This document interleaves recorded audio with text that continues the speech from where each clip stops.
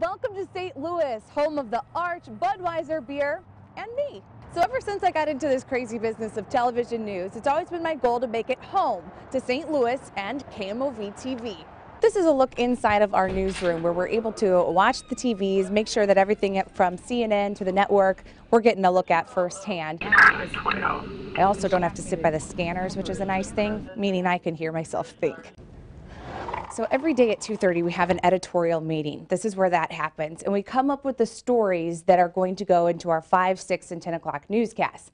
We put all of the ideas up here on the board, and it's my job to come up with ideas that affect you, the viewer. So we're asking questions and holding people accountable and getting answers for our viewers about things that affect you, kind of like this. You're asking customers, city residents, to donate to a fund that goes nowhere. You're doing this for free at taxpayers' expense.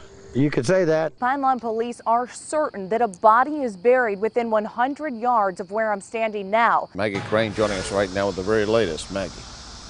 Larry, we got a lot of breaking details in this case just moments ago.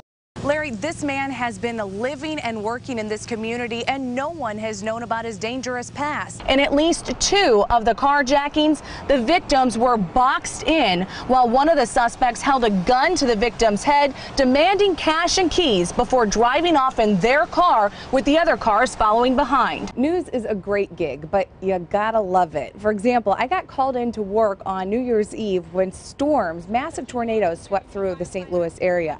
It just seems like no matter what you look like, what you had planned, or what you're wearing, you gotta be ready to run at the drop of a hat. So when I say run, I really mean hop in a live truck and go. These trucks give us the ability to broadcast from anywhere in our viewing area, bringing you the live story as it happens. So my journey from Florida back home to St. Louis was kind of a series of hopes and letdowns. 3 different times he thought he had a position for me, but then because of budget cuts, the position got frozen.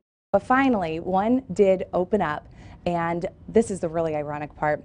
The general manager wanted to interview me while he was in, where else? But Florida, because he was vacationing there. So that's actually how I got the job and came back here to St. Louis, going from market 62 to 21. And in the news business, the smaller the number, the bigger the market.